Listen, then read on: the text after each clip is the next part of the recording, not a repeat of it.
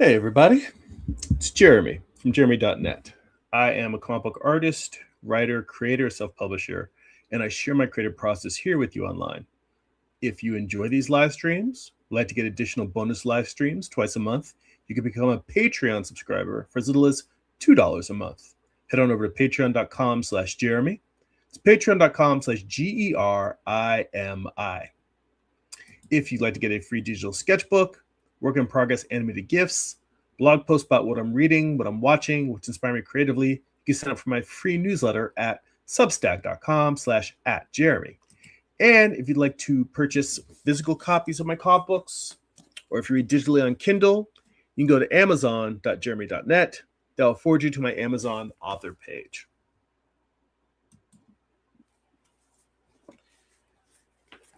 So today we are continuing on with some work on my comic book here. Let's see.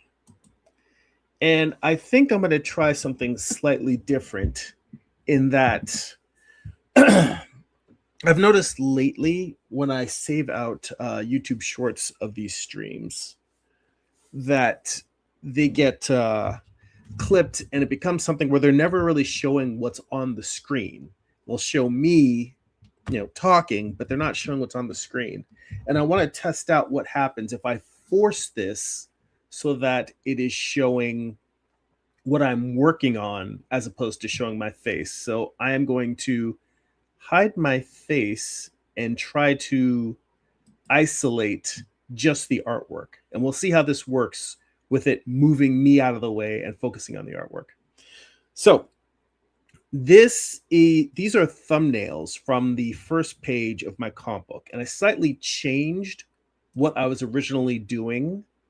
I realized that there was a need for a prologue, or rather, I've just decided that I'm going to do this with a prologue versus trying to do this with starting with the creation of Pandora. I decided I'm going to create a little prologue, and let me paste in a little bit of my dialogue here so you guys can see what these are. These are thumbnails of the opening page.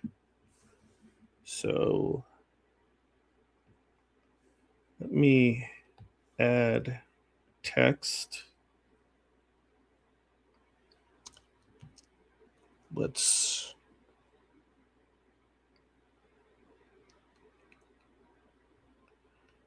The text controls leave something to be desired in Procreate. That is not where this program excels. So let's just, let me see if it'll let me paste in the text that I had just copied a minute ago. Let's see here.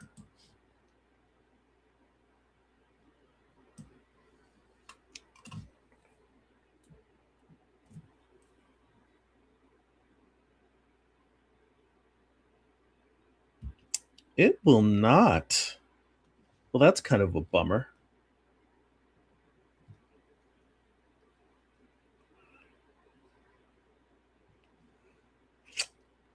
All right, well, in that case, let me just bring up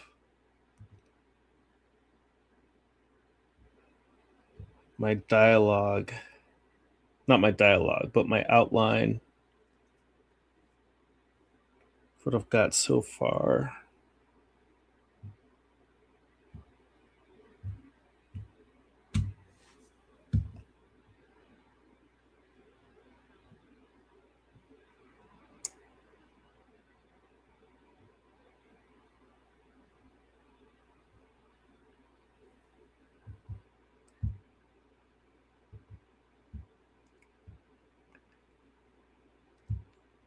It's not giving me what I want. You know what? Screw it. I'll just scroll through till I can find it. Here we go.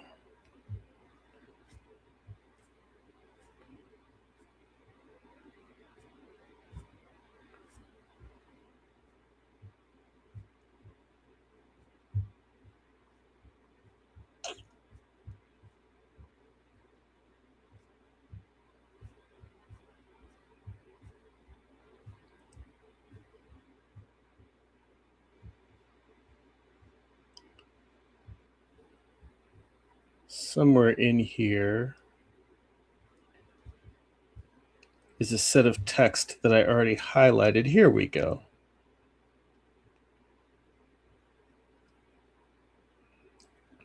So the start of this story really begins with the creation, with the Prometheus myth. So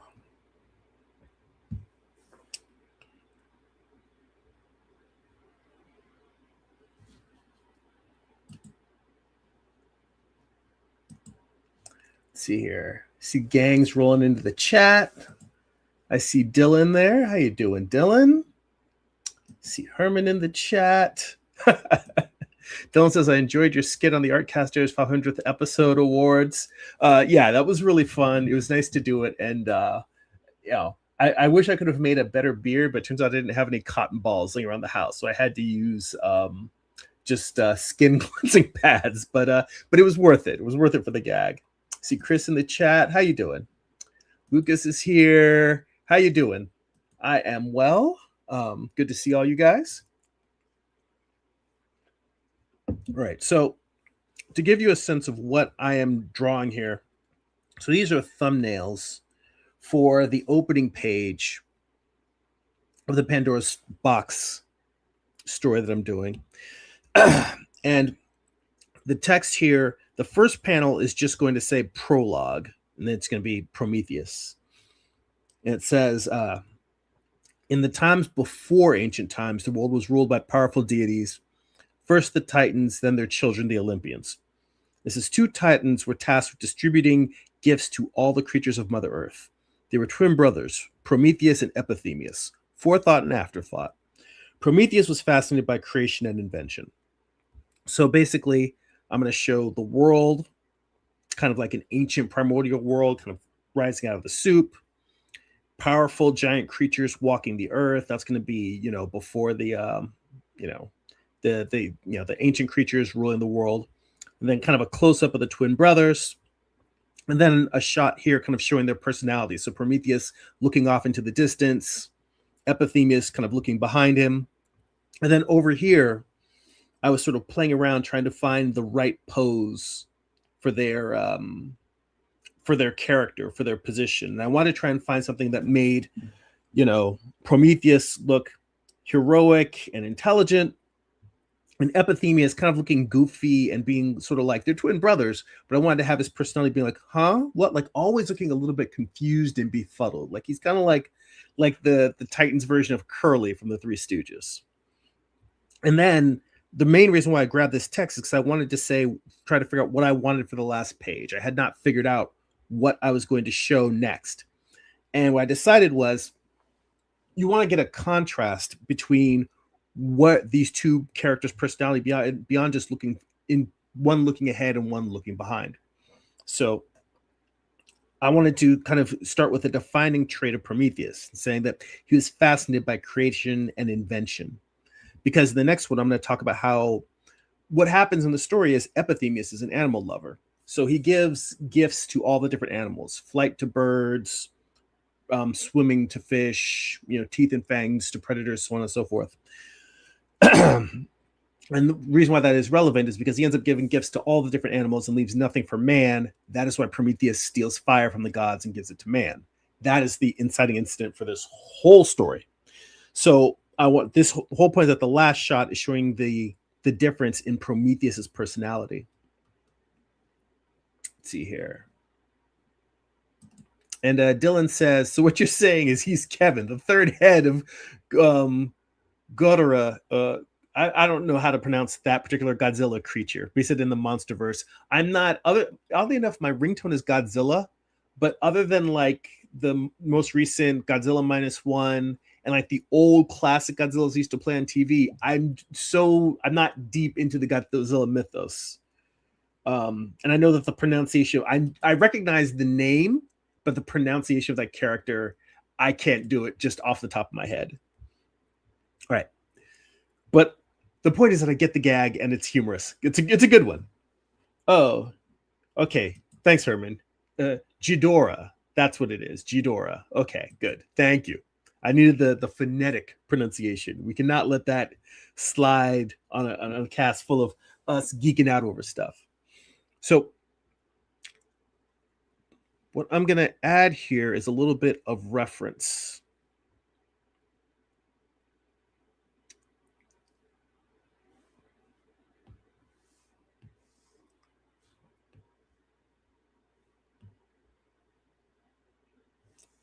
So there is a mechanism, and I believe, I have no idea how to pronounce it, but I believe that it is called, I'm going to put the spelling up on the screen because I certainly cannot pronounce it. But hang on. Actually, this is an interesting question. I just realized I wasn't sure if it was showing the reference. I've started using the reference window in Procreate. So it has a little window where you can load files,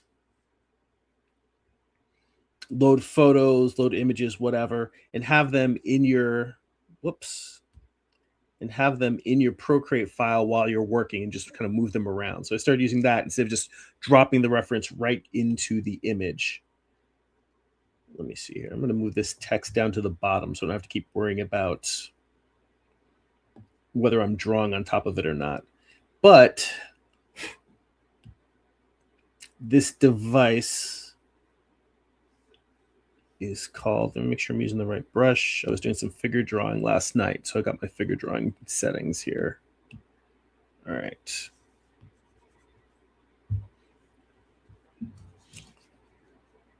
So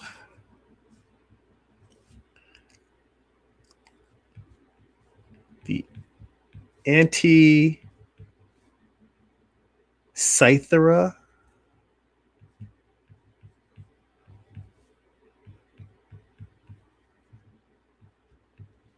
mechanism.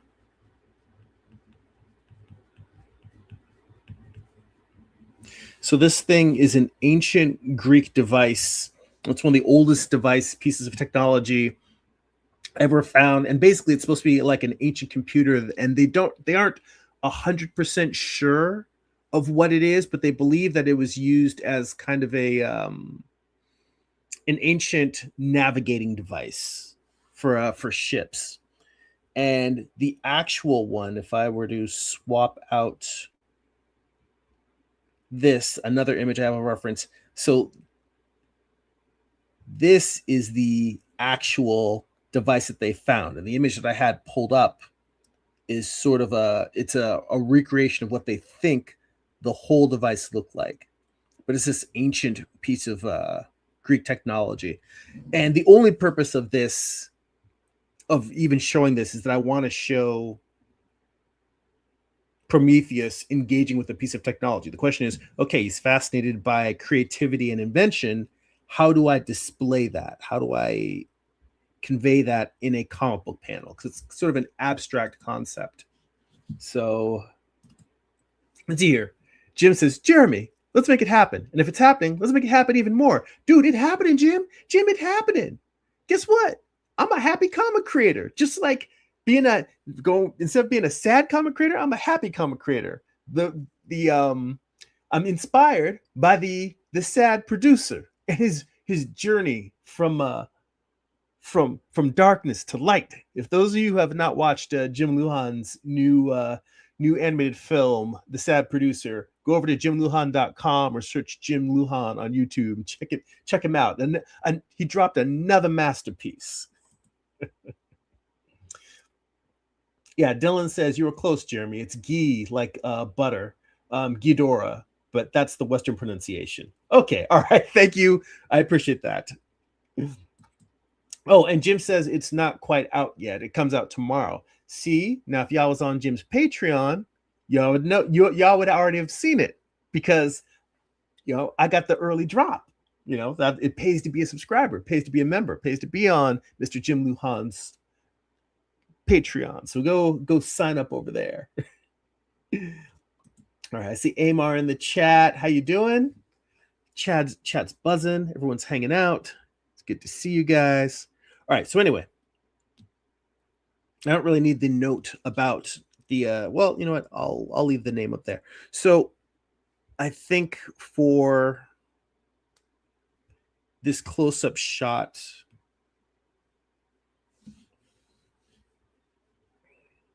of Prometheus holding the technology, it's going to be pretty straightforward. Just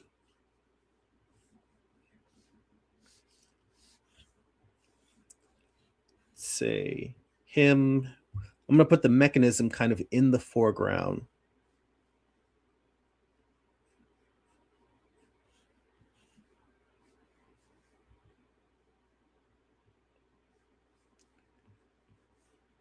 I'm going to put his head in relation to it here.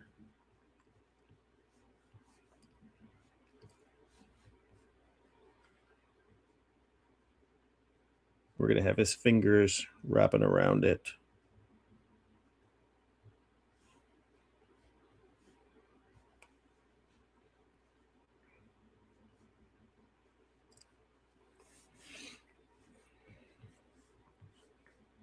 And usually this is kind of how I do my thumbnails is I'll try this, and then just for shits and giggles, I may draw it in a couple of different angles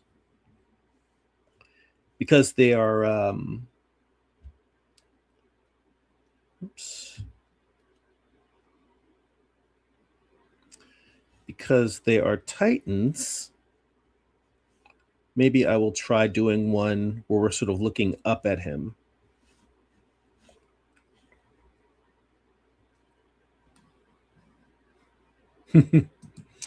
Jim says, Dylan, the legendary Platinum Dylan, what up, bud? And Dylan says, the land where this was found, Anticythera, said, however it's spelled, opened up offers to pay families to move to the island to increase its population a few years ago. That's pretty cool. So if you want to go live in the Greek islands, be a nice way to get over there.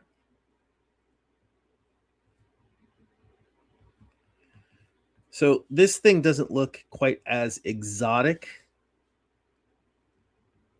as I'd want. So I kind of want to make something that looks kind of like a floating gearbox.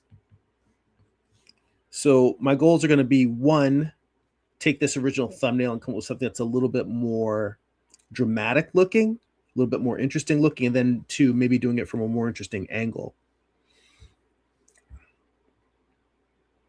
But also in terms of thinking about shape, I want to go back here and kind of take a look. The interesting thing when you're doing thumbnails like this is I'll start by doing all of them in the comic book, like in relation to each other, looking at the comic book page. But then I'll kind of, if I have an image I'm not quite happy with, like say the shot of the two brothers here, then I'll go off on the side and just do separate sketches trying to work out what's happening with the pose until I get something that feels right and interesting to me. But then I need to still go back and see how does all of this play in together as a whole, as a piece. So let's see here. I see James is in the chat. Good to see you. Thanks for stopping by. Always fun to have you in the chat on the stream. Let's see here.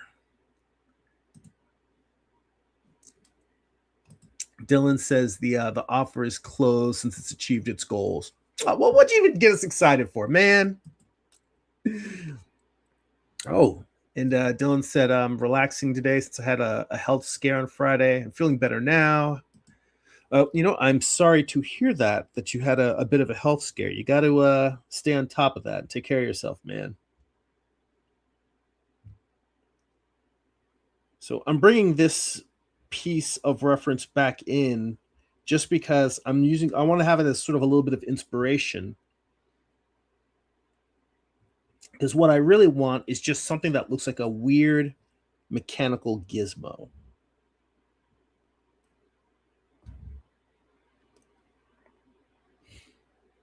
And truthfully, it doesn't necessarily need to even be sort of a vertical thing. It could be horizontal and kind of be like a platinum. I mean, like a series of platters of discs.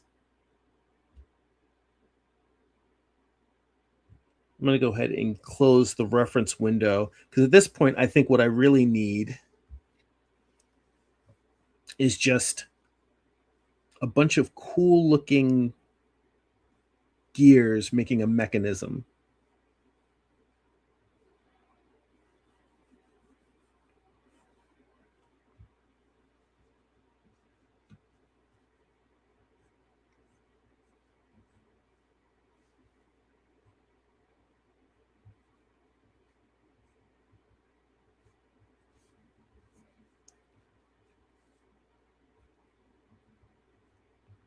In fact, it might look kind of cooler if instead of having the gears resting in Prometheus's palm, it might look cooler if I just have them sort of floating in the air above, like his hand, like they're levitating in his hand.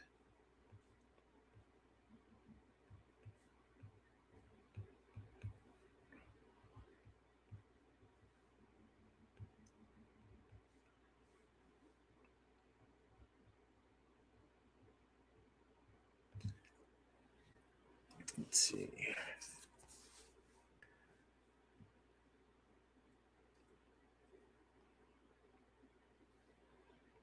Oh man, Dylan, you got lucky. He says, I had a doctor's appointment same day. She thought it could have been an issue with my appendix or something. That is no joke, because if your appendix ruptures and that does not get immediate medical treatment, that is really, really, really, really bad. So I'm glad that it's not that, and I'm glad you were able to get that taken care of. Dylan says, this is reminding of the Yu-Gi-Oh card archetype Ancient Gear. I've never played Yu-Gi-Oh, but I could see how having ancient gears would be kind of a cool thing to have in some of these card games.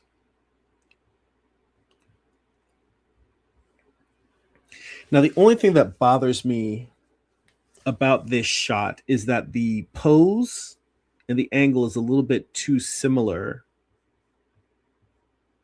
to the one that I just did. And this is where it goes back to, instead of drawing thumbnails on the side, trying to see how it relates to the other image. Because one, I don't want to repeat shots and repeat compositions unless I'm doing it intentionally. And then two is just seeing whether it makes the story flow with the angle that I'm using.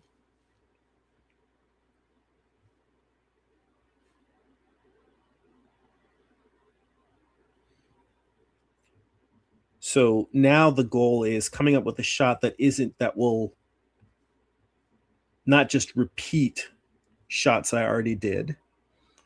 And I'm using a large brush because I don't want to get caught up in details. Like you're looking at this and it's like, why is he drawing with like big ass, like, you know, why is he drawing big old hamburger mitts? Get in there with a small brush and put in some detail. It's like, no, because I don't want my thumbnails to be detailed. I am intentionally limiting myself in terms of the type of marks that I can make.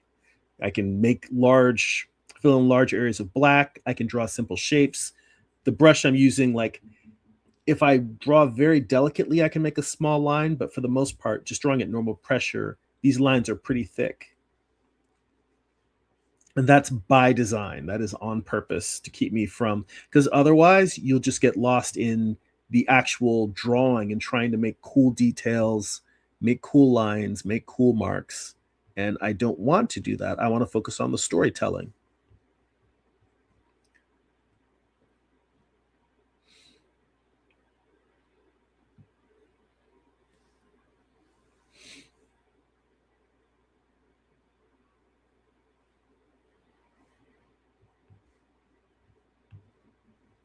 Okay. So Now the question is, if I want to change this shot up with something else, what's the something else? I'm going to move the text down out of the way. Give myself some room for more thumbnailing.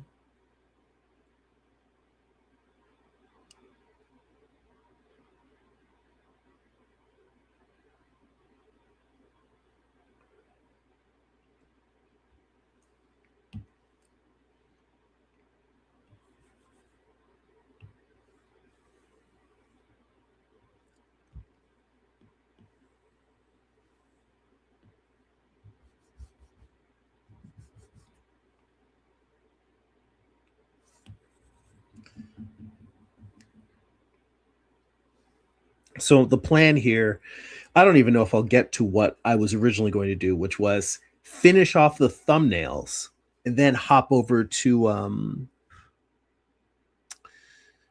Affinity and do some lettering.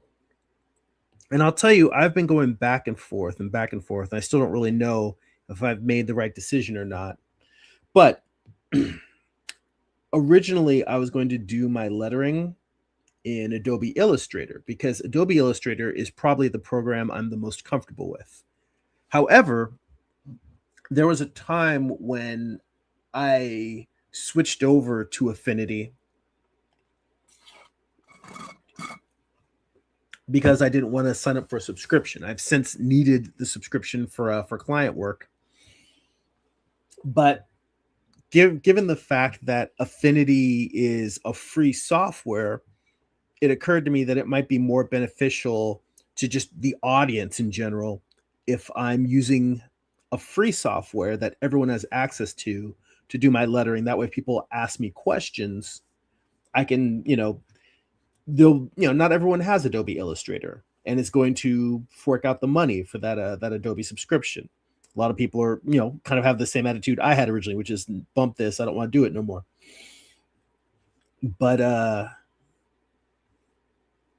that also means lettering, doing it in Affinity is beneficial in that I would be using something that everyone can use for free. If people want any tips or tricks on it, on how to use it, they can just sort of follow along, try things that I'm doing. The only downside is that I kind of have to, for me, yes, most drawing apps kind of work. They all sort of work the same. Like, I don't know how much more different my drawing would be in Photoshop on a tablet versus Procreate. You could say the same is true for a lot of design apps, but it does have a certain amount of a cognitive load having to remember the shortcuts, because what makes me fast as a designer and an illustrator is not necessarily design, it's shortcuts. When it comes to doing graphic design, I'm a power user on shortcuts. I learn all of the shortcuts that I'm going to be using regularly, get real good at it, and it helps really speed up my workflow.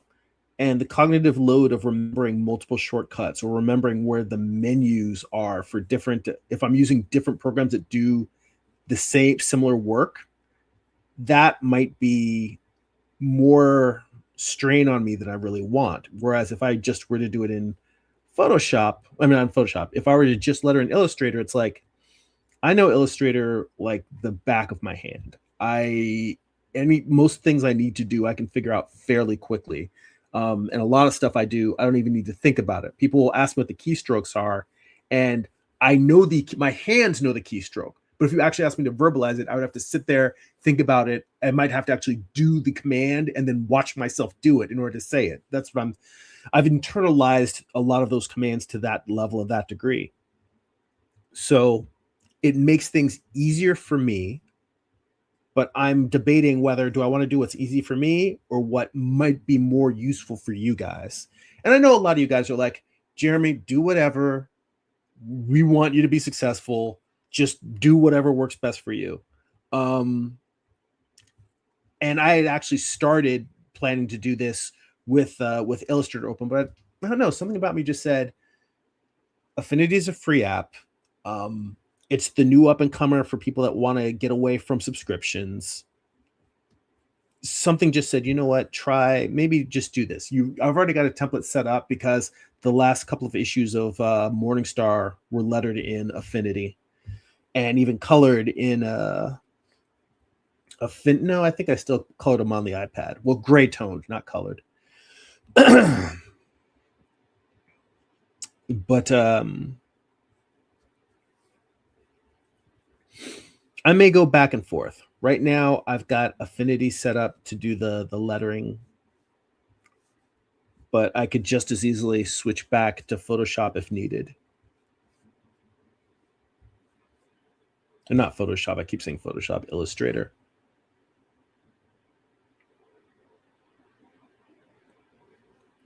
Let's see. Yeah, Herman says, yeah, Affinity looks a lot like Adobe. It's a slight learning curve. And he says, I can't stand Illustrator. I'm glad you know how to use it. Shortcuts. That's the main thing is, I mean, Illustrator is not, what's going on with did I have a selection in here?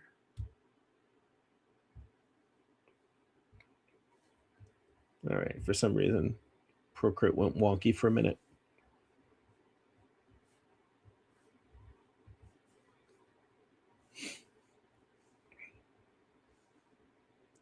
It's kind of a little bit of a generic or a cliche pose, but the idea of a god with its hand open offering something up to people.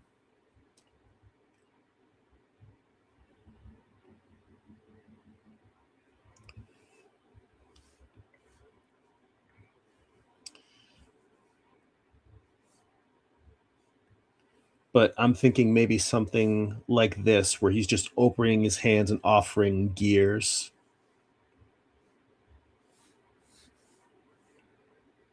Offering some form of technology.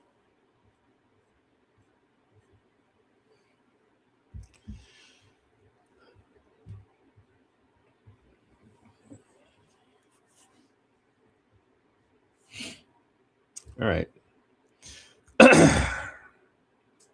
Now, see, here's the thing. I get to something like this, and I'm like, okay, this is a little bit better, but now this still feels a little too much like that shot. Panel number 3. The idea of him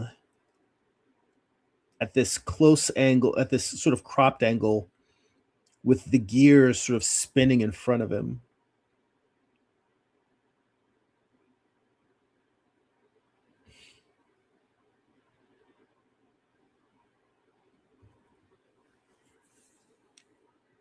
And it's not necessarily, this is where we get to the whole thing of the debate between perfectionism versus doing the hard work. Because I feel like it is worthwhile to just do 1 or 2 more thumbnails and see if there's any other ideas that are better than the initial ideas. Because the first idea just repeats a pose from the panel before. The second idea, a little bit better, but kind of repeats the idea in panel 3.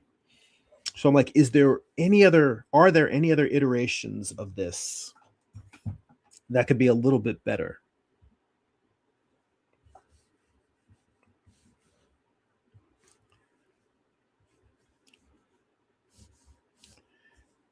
And this is pretty much how my thumbnail process goes. Like, I'll end up doing a bunch of these thumbnails, and then this original panel that I've got, this block of this 6-panel grid, I'll go in and duplicate that, and then drop in whatever are my final panel selections.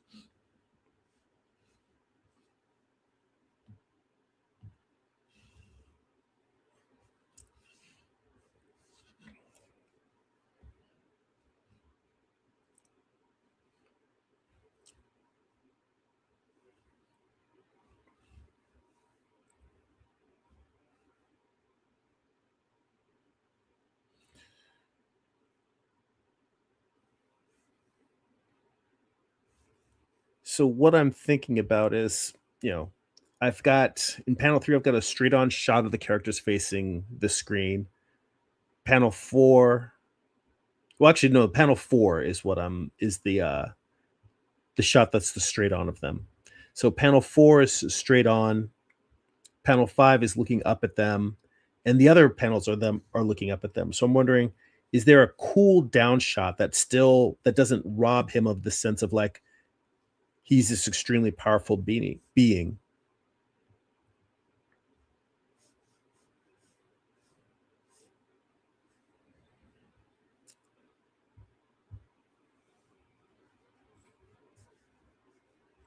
So I'm trying to come up with something that is not an extreme down shot.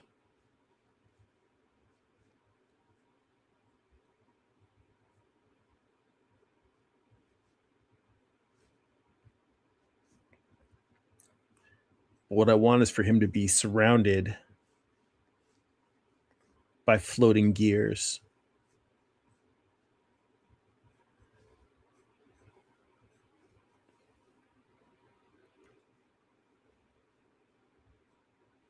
Let's see here. Dylan said, I sent a small handful of images of the ancient gear archetype on Discord.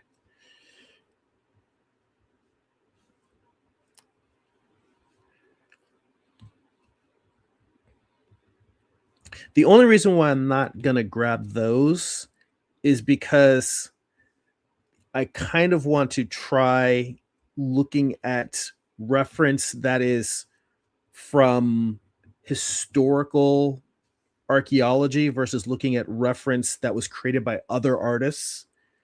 Kind of like if I'm going to reinterpret history, I kind of want to use my own interpretations of existing things versus building mine off of something another artist already did. I mean, there's definitely times to look at other artists' work as kind of like mood book and inspiration.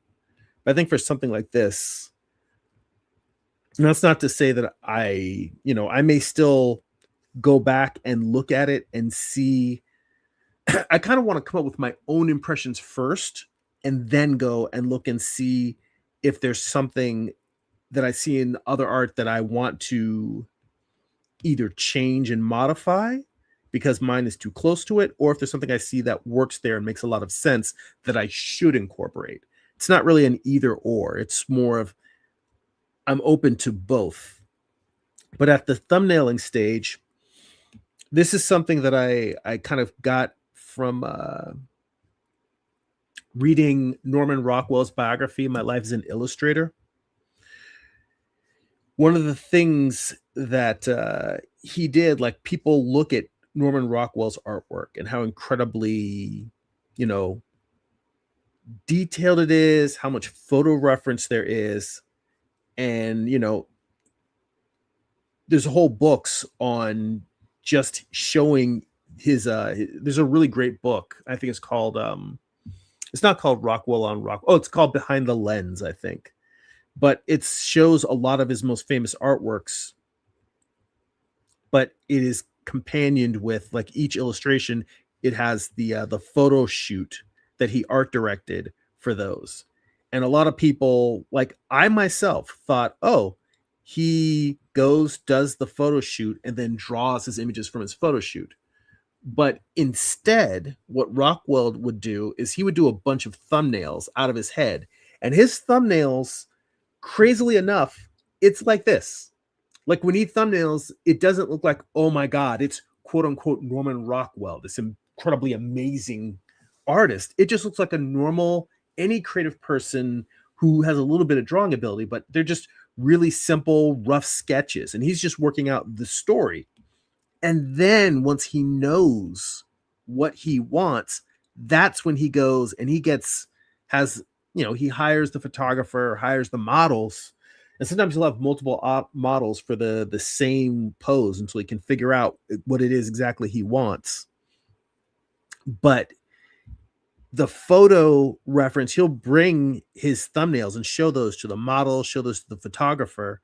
And it's like the reference that is based on his idea versus his idea being based on reference.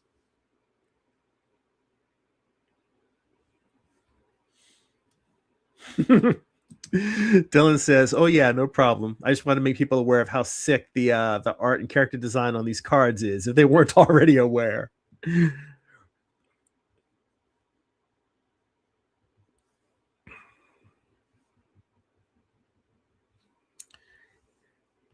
Yeah, it does not surprise me that the card art is pretty dope, because I remember back in the day, just the Yu-Gi-Oh cartoon was really cool.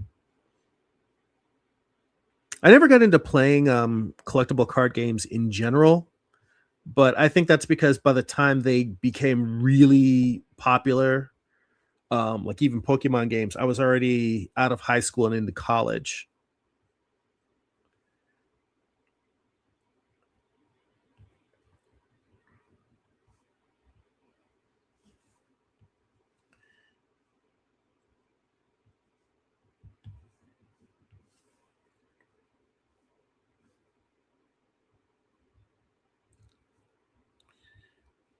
I think that I like this because it's just a weird shot. Um, and to be fair, I am always skeptical of doing things that are weird just for weirdness sake. But the idea of having this Titan floating inside of all of these floating cogs and gears feels kind of cool to me.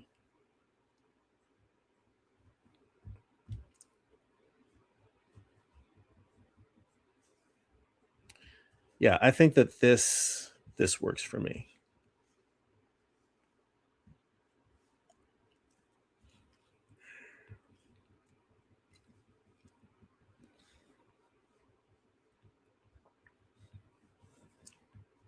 It might get a little bit messy with all of these gears.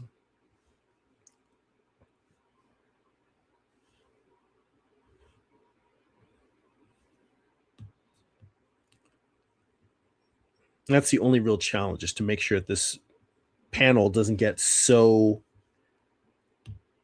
enamored with cogs and gears and stuff that you can't actually read that there's a figure standing in the middle.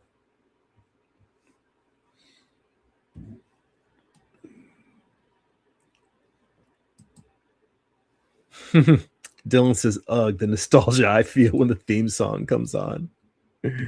You know what? Well, nostalgia isn't necessarily a bad. Well, nostalgia, I think, is a good thing. It's you know, triggering of fond memories from a more pleasant time. All right, so I think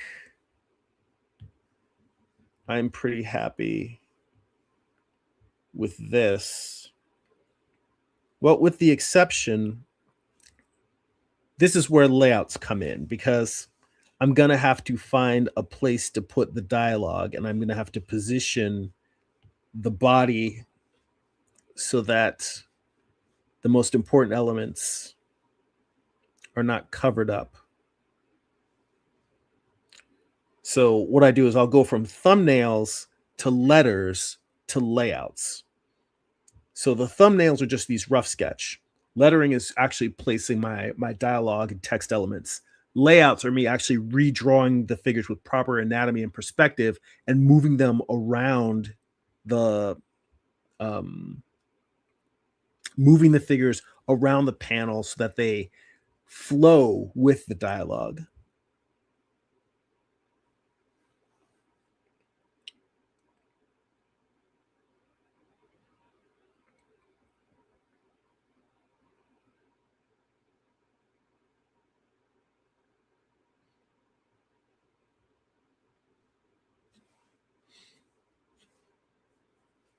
Okay.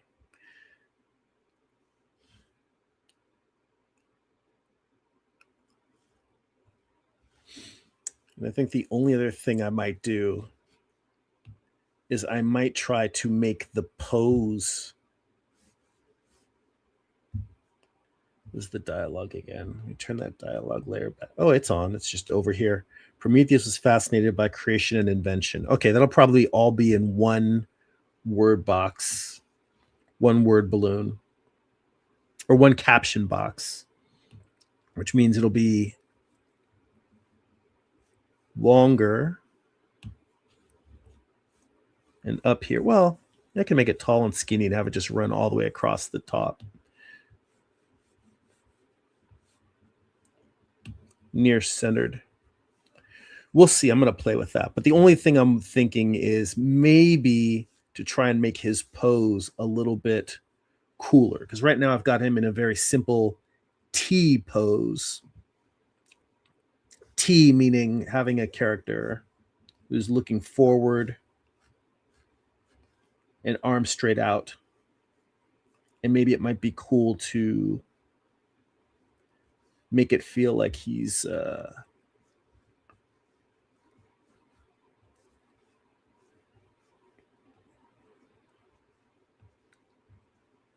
casting a spell almost.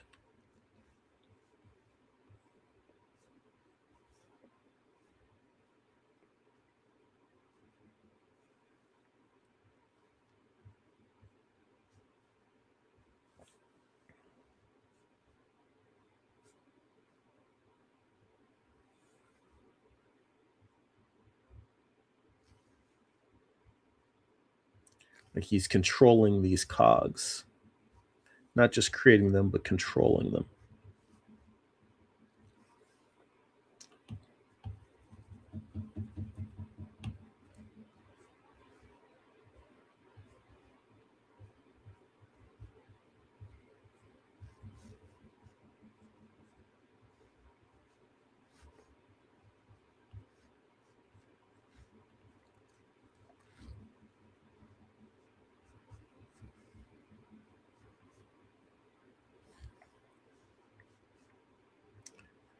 So yeah, that's I think the only other thing I might want to do is just make his pose a little bit cooler.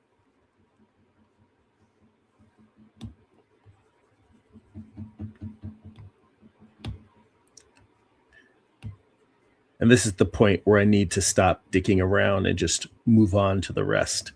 So the only other thing beyond that pose fix is just finalizing this pose between the two brothers. It's going to be in panel 5.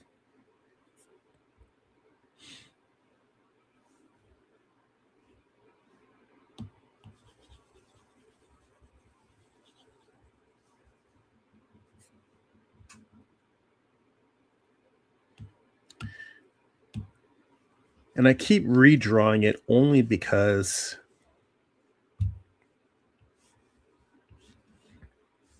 I feel like it helps me reinforce sort of a weird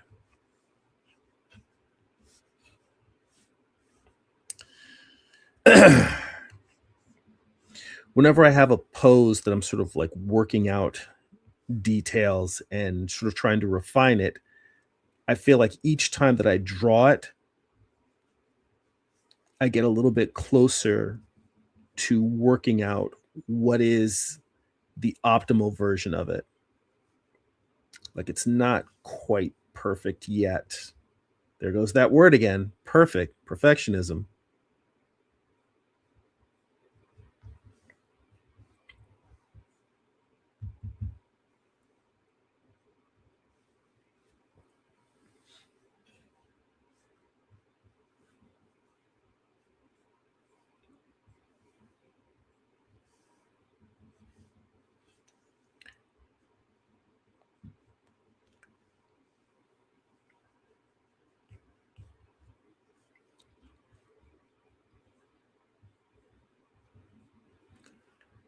I'm trying to sort of work out how these brothers are related in space.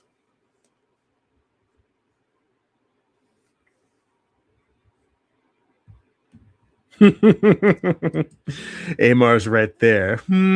Perfect.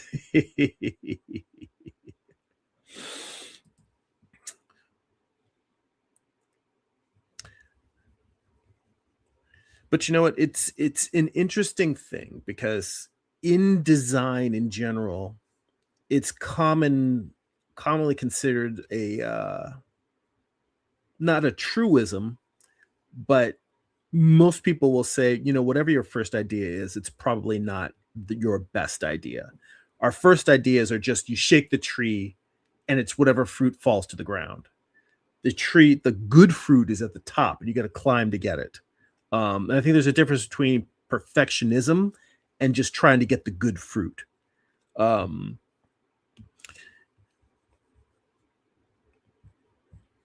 and here's a funny thing about perfectionism. I think that when you're starting out on a project, yes, you don't want to, it's true you don't want to paralyze yourself.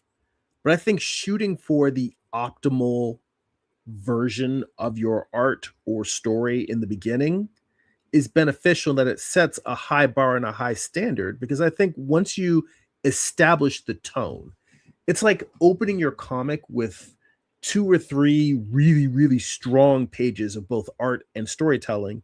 And then when you get into the story, like you're just into like scenes and events happening, if the other pages aren't super dynamic, if they're really just simple events and they're not necessarily innovative page layouts or innovative page compositions, it's like, okay, you've proven that you can do it.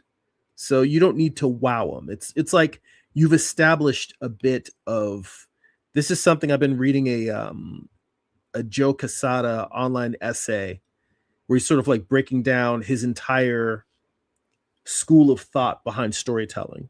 One of the things he talks about is the contract between the reader and the creator, in that you want to feel like you're in the hands, you want to feel like you're in hands that you trust in terms of storytelling. And that's a place where I think really, really striving at the beginning of a story to get the best possible version of all of the elements, the lettering, composition, actual illustration, all of it.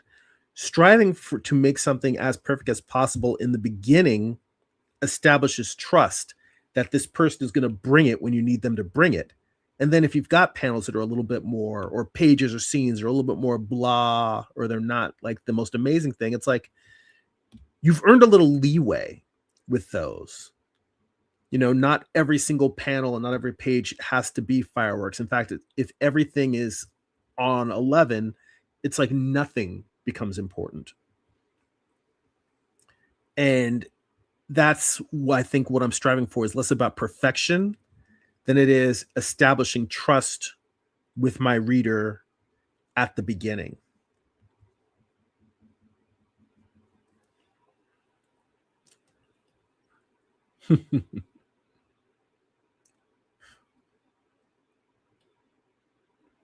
Amar says, I don't know if you know where I got that from.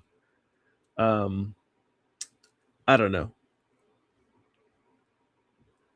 Oh, Dylan says, just like Syndrome said from The Incredibles. It's been too long since I've seen that.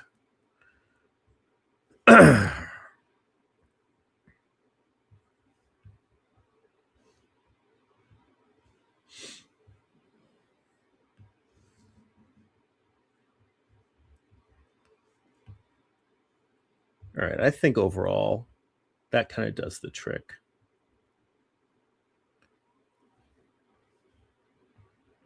What I was trying to do was get the sense of one character sort of scratching his head, but in a really small thumbnail.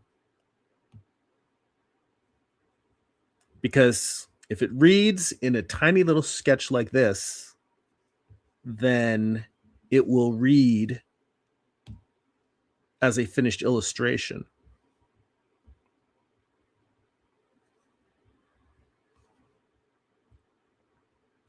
And that is probably the most important aspect of thumbnailing, is does your message communicate when it is stick figures or really, really small drawings, just really, really rough? If a person can look at it and still get a sense of what they're looking at, then when you do the finished illustration with all your rendering and all your detail and all the other stuff, it's like it'll work.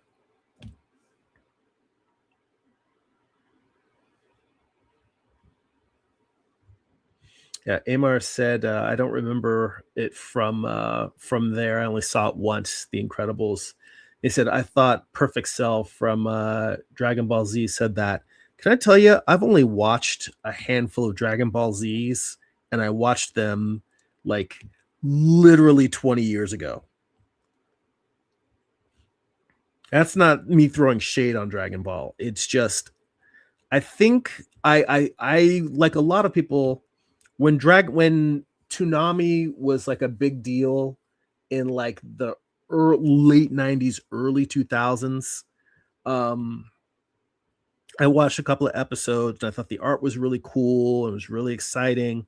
But after watching like a few episodes back to back and seeing that like most of the episodes were just characters standing around going "Arr!" and powering up, I lost interest. I know there's a lot more to Dragon Ball than that, but I still have not finished Avatar: The Last Airbender. I think I got like maybe 5 or 6 episodes into the first season before life just sort of carried me off.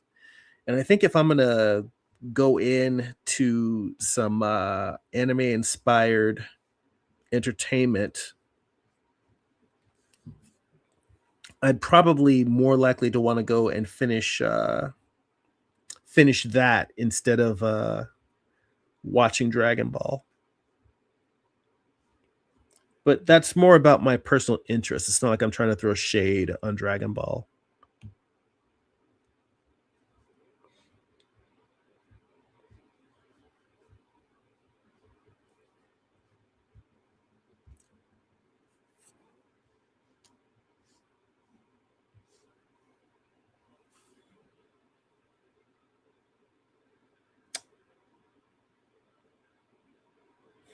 Ah, that's what it is. I was trying to figure out what's wrong with this pose.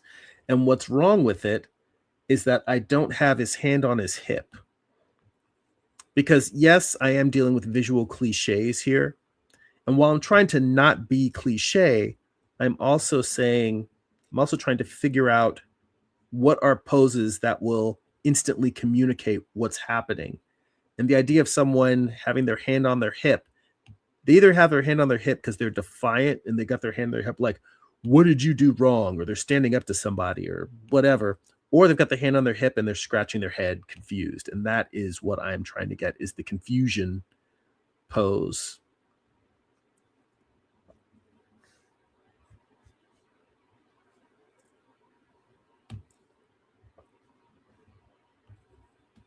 All right.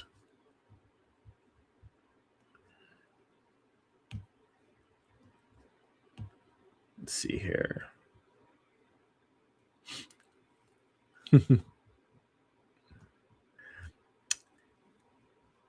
Amar says, true, same here, but I remember seeing it passing online in some YouTube videos.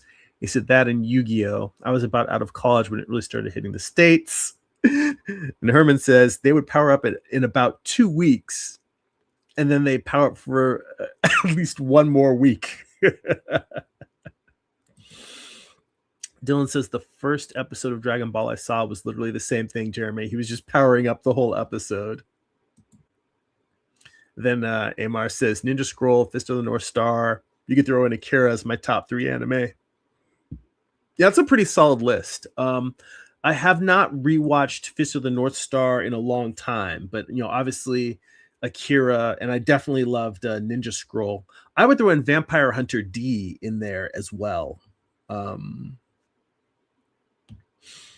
And I mean, I don't know if you would count the American version of Robotech because I've never seen the actual Macross Saga, but the American Robotech, that was my jam. As a kid, I was all over that.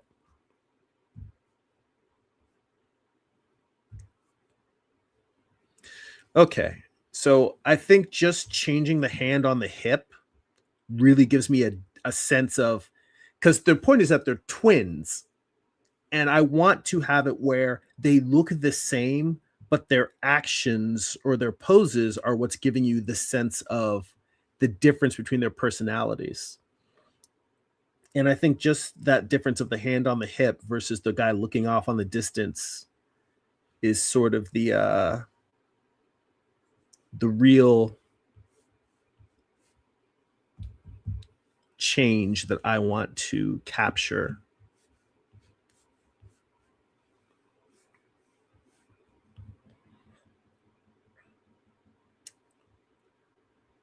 Yeah, I think that actually works. So what I'm going to do is I'm just going to assemble this into a final thumbnail. We're already at an hour, so I'm not going to go into the lettering part. If I get a chance to work on this in between this week and next week, I will. But otherwise, what I'll do is I'll start lettering next week, and you guys can watch like literally you'll be able to see me build from, okay, here's what I do with my thumbnails and my rough first pass of the script. And by the way, this little piece of script that I have right here, I just wrote this over the past week when I was deciding to break this down into, or just creating a prologue that was retelling the Prometheus story. I still have a lot of writing to do. I'm doing writing every day. Well, I missed yesterday, but generally I'm doing it every day, working on it, just sort of chipping away.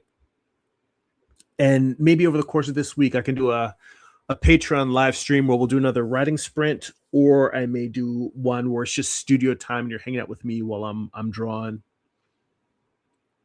Let's see here.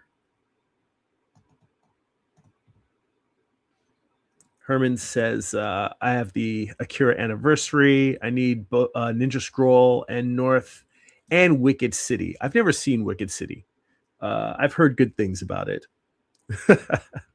And he says Macross was the joint. Mine was the Robot Cycles. I'm still really torn. I mean, most people, there's very few people that the middle version of Robotech, the protoculture era, is usually, I have yet to meet someone for whom that was their favorite part of Robotech.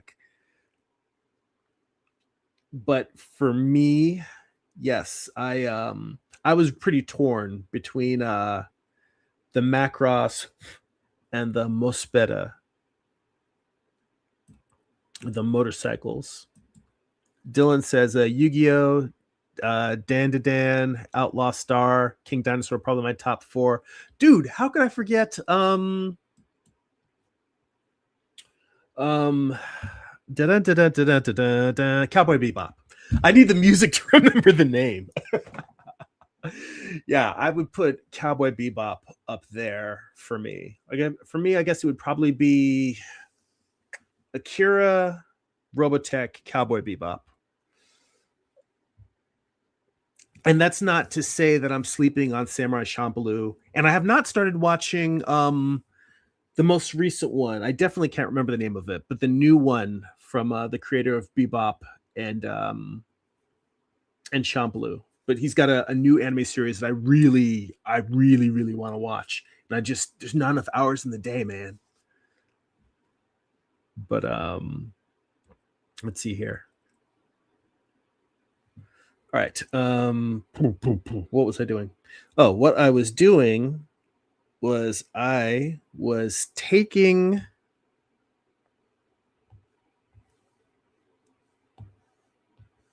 this thumbnail that I've got up here, copy paste, move down,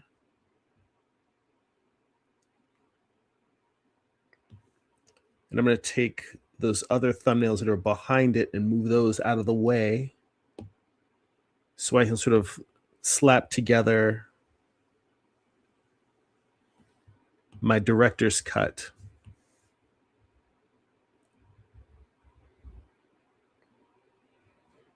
So now I can go in here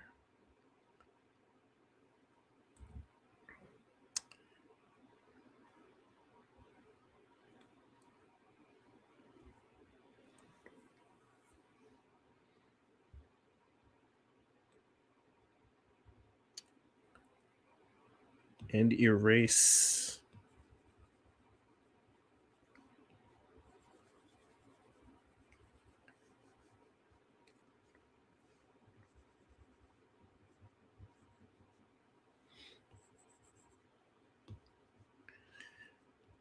what's crazy is this panel communicates better.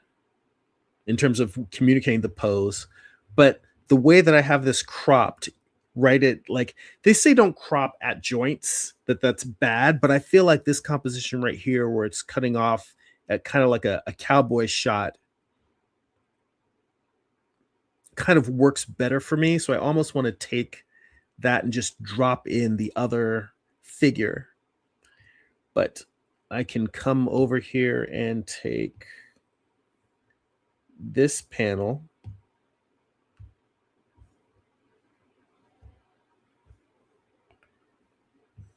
shrink that down. And this is the advantage of doing your thumbnails digitally. It's just being able to come in, move stuff around like that.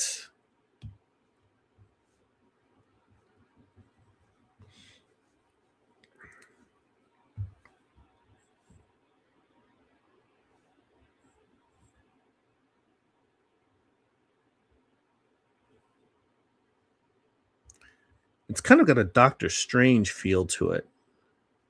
All these gears and mechanisms floating around and arcs.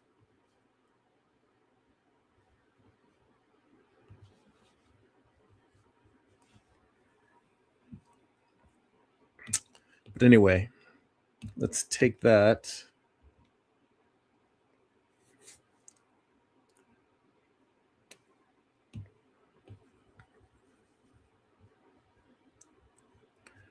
So if you guys have any final questions before we wrap up, let me know, because I'm going to come in here after I drop this last one in here. We're going to wrap it up on the stream today. Let's see here. Dylan says, I feel like I'm forgetting other anime series that I enjoyed. Herman says, I literally took PTO for the next week to start writing last week of February. I'm still researching, but hopefully I can begin and I'll have at least 3 days to cram.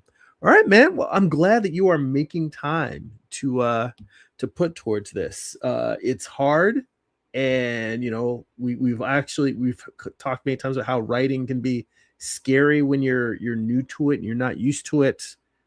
It's a new skill. It's a challenging skill.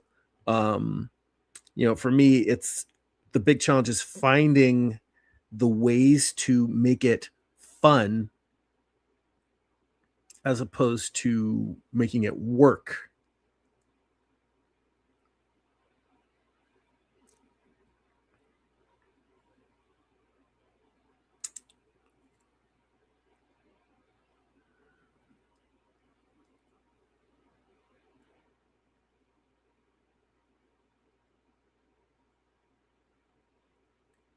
I think that this is one where I may have to play with the composition a bit, because it isn't quite as dynamic as I want it to be.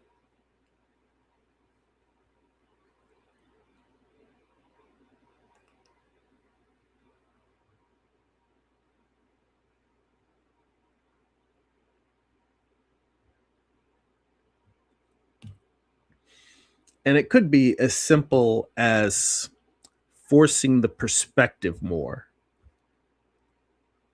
making it even more of an upshot. We'll see. We shall see. Because where it is right now, that looks boring as hell.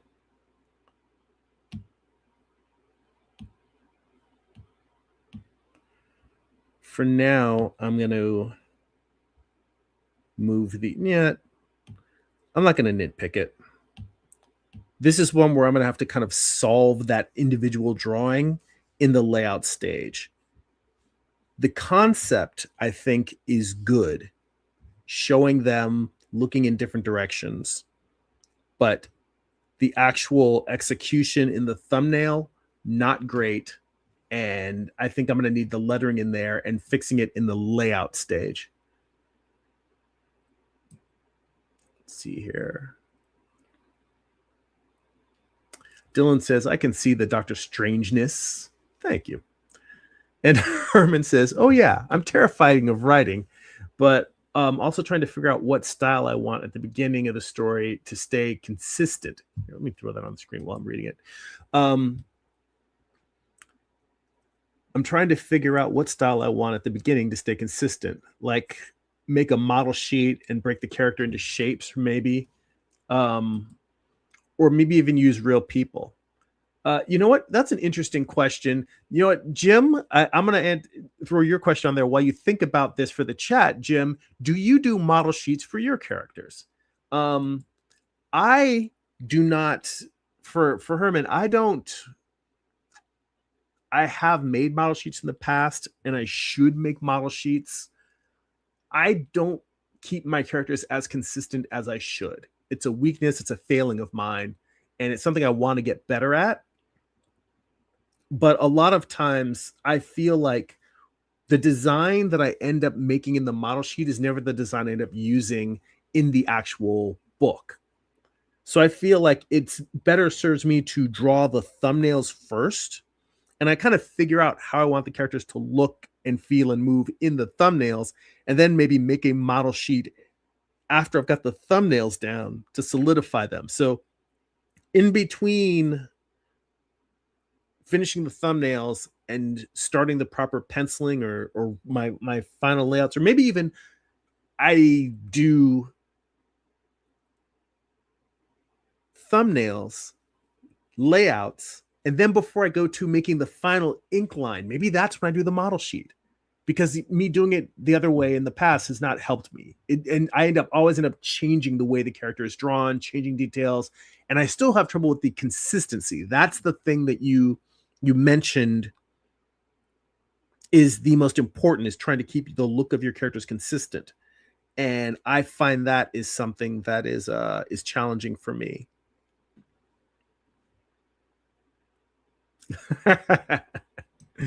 Jim says, Jeremy, how do you balance being a sex symbol with being a down-to-earth artist? He says, hashtag life is hard.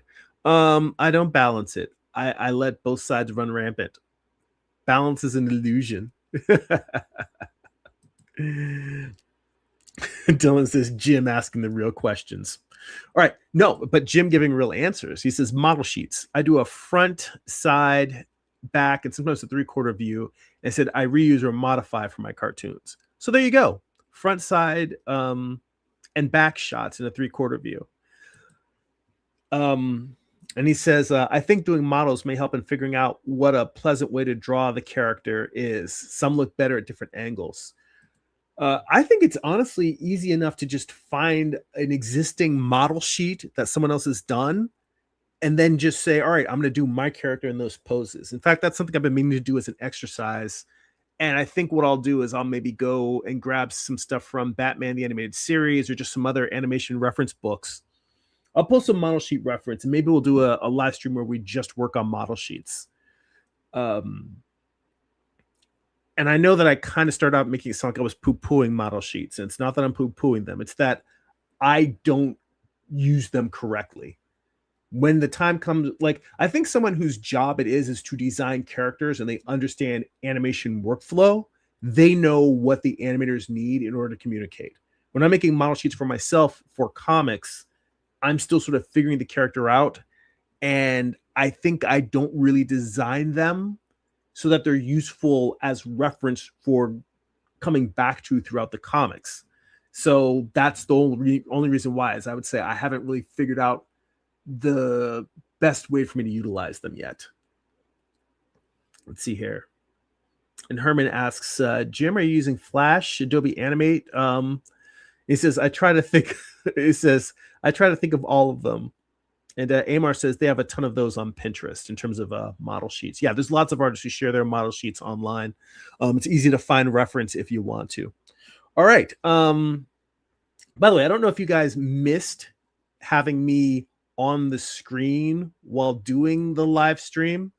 The main reason why I want to try it is just because of the shorts that the short clips that I've been cutting the streams up into. So I thought maybe I want to see what happens if I only have that on there instead of having me on there the whole time. Personally, I like the idea of me just being here on the side while I'm drawing, because it's like sometimes I realized I was making gestures with my hands to express or emphasize things I was describing to you guys. And I'm like, well, they can't see that shit. But anyway, that is it for now. let's see, last couple of comments from Amar, and he says, I've created model sheets for my projects, but I don't mind doing the busy work. It's just using them in execution is the problem. Yeah, if you're going to make them and then not use them, what's the point? And that's the thing. For me, I've made them and then not stuck to them. But the reason why I didn't stick with the model sheet is because what I ended up coming up with in the comic book and the way I changed them was better than the model sheet. So the model sheet ended up being a very crappy version, kind of like how a lot of animated shows, if they make it past 5 seasons, so like Simpsons and Family Guy, after every few years, they'll redo the model sheets because they're like, we've changed the way that we draw these characters. And yes, if a show's been on for like 20 seasons, 30 seasons, the model sheets are the model sheets. But if you look at a lot of those shows, after the first few years, they'll go back and revisit the designs.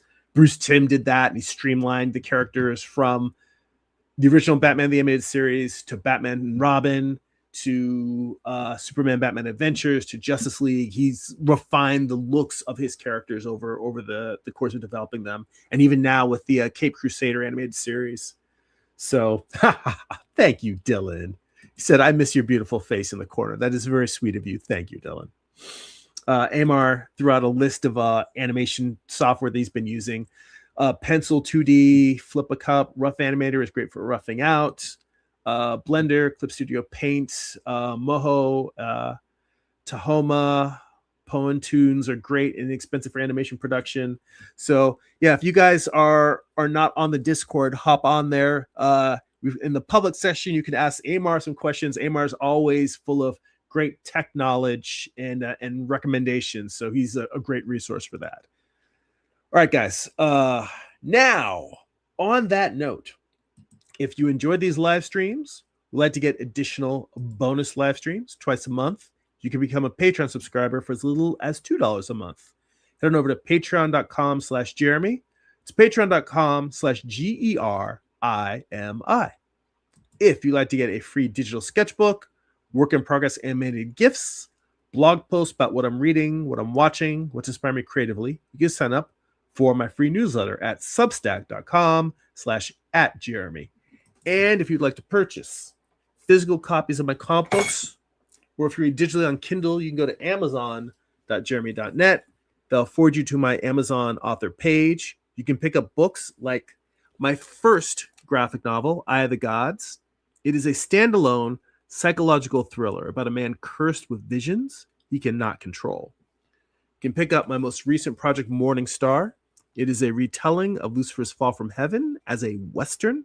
It's an 8-issue series. Volume 1 contains issues 1 through 4. Volume 2 contains the conclusion, issues 5 through 8. Both have extensive back matter, character designs, thumbnails, page layouts, and more. If you want to see what's inside, go to the homepage of my YouTube channel, and you can scroll down to the flip through playlist, and there's book flip throughs of all these inside, so you can see what's in there. And then also there is my art book, Wound, The Art of Jeremy Burley, Volume 1. You can check that out. It's got some collections from my favorite illustrations, along with little essays about my process and the inspiration behind them. All right, guys, thank you so much for hanging out. It is always a pleasure. I enjoy the company, the questions, spending time with you. That's it for now. Go be creative.